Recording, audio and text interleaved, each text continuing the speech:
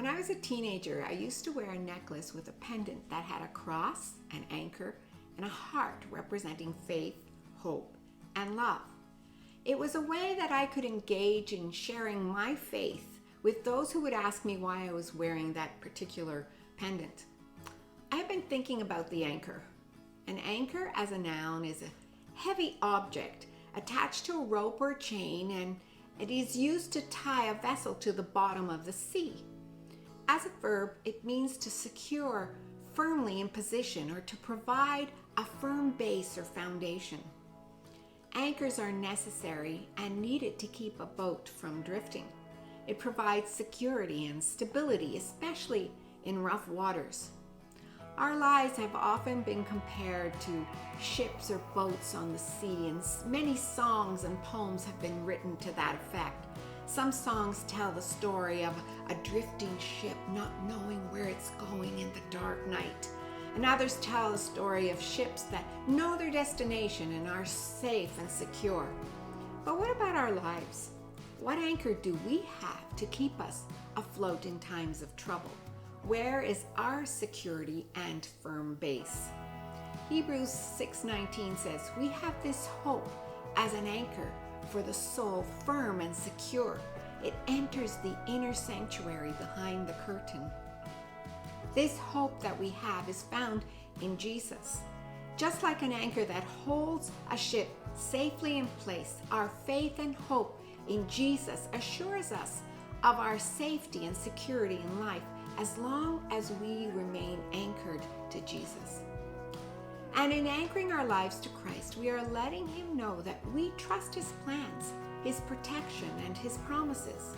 And why shouldn't we trust Him? We are told in Hebrews 13:5-6, "Never will I leave you, never will I forsake you." So we say with confidence, "The Lord is my helper, I will not be afraid." He has promised to always be there. He is not about to jump ship or abandon us in the midst of a storm, because He truly does care for us. We can count on His word that in times of trouble, in times of suffering and distress, He will be there for us. But the main reason to anchor in Jesus is found in Hebrews 13:8. Jesus is the same yesterday, today, and forever.